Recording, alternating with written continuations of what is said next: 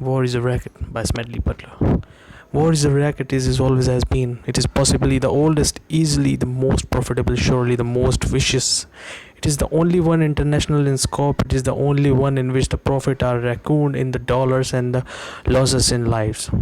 A racket is the best described, I believe, as something that is not what it seems to be the majority of the only a small light group knows what is all about. It is conducted for the benefit of the very few at the expense of the very many.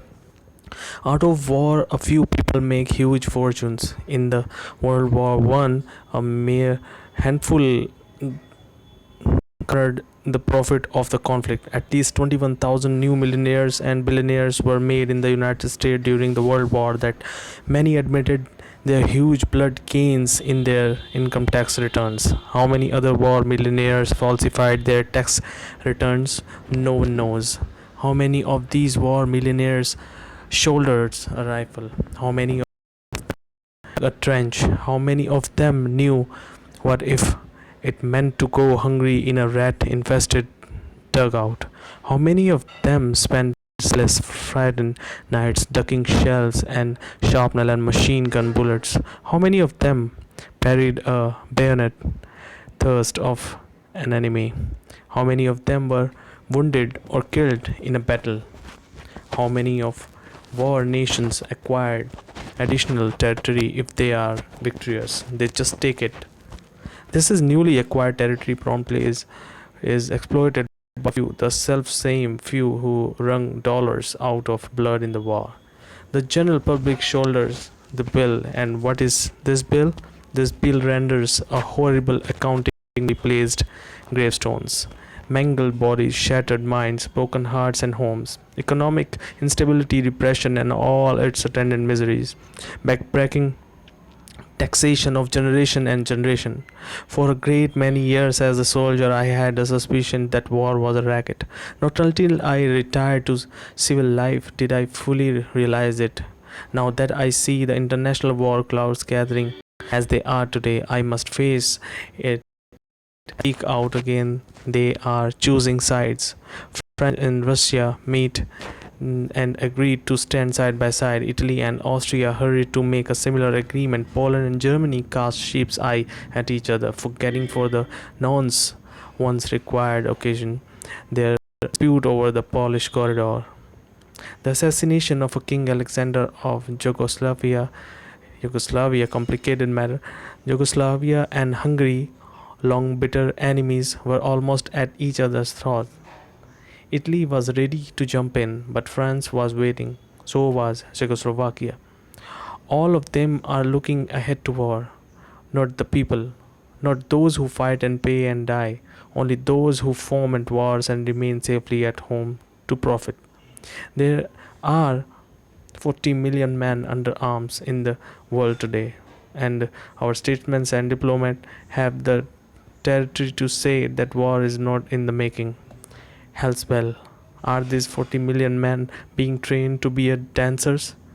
Not in Italy, to be sure. Premier Mussolini knows what they are being trained for.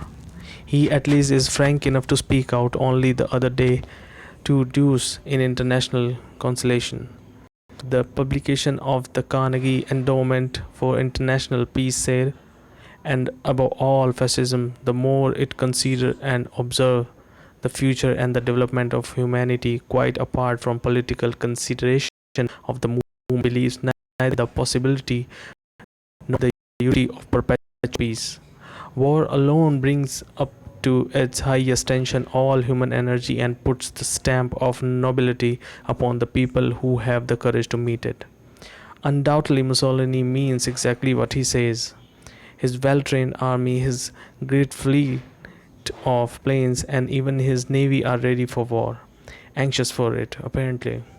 His recent stand at the side of Hungary in the latter's dispute with Yugoslavia showed that, and the hurried mobilization of his troops on the Austrian border after the assassination of Dollfuss showed it too. There are others in Europe too who celebrating presages war sooner or later. Herr Hitler. With this remaining, Germany and his constant demand for more and more arms is an equal, if not greater, means to peace. France only recently increased the team of military service for yes. All our nations are camping in the arms. The mad dogs of Europe are on loose. In the Orient, the maneuvering is more adroit. Back in 1904, when Russia and Japan fought, we kicked out our old friend, the Russian, and the backed Japan. Then a very generous international banker were financing Japan.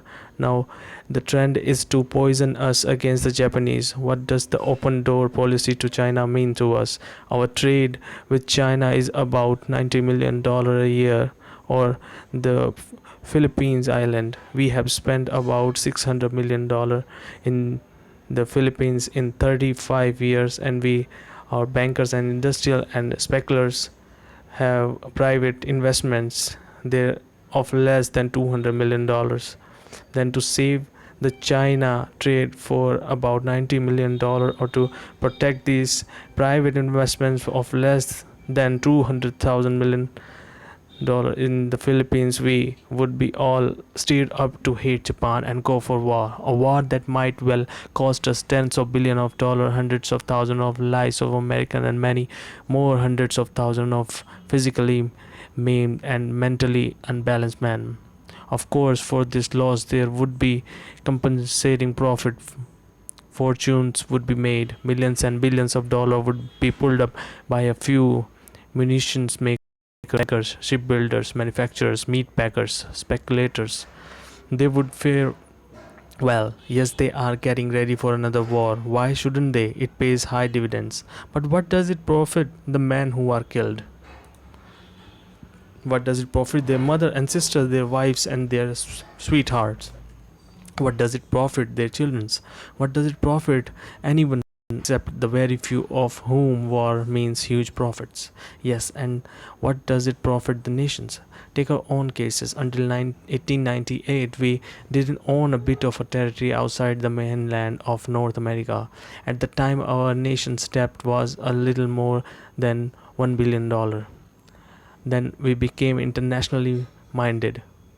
We forgot or shunned aside the advice of the father of our country. We forgot George Washington's warning about entangling alliance. We went to war. We acquired outside territory at the end of the World War period. As a direct result of our finding in international affairs, our national debt had jumped to over $25,000 million.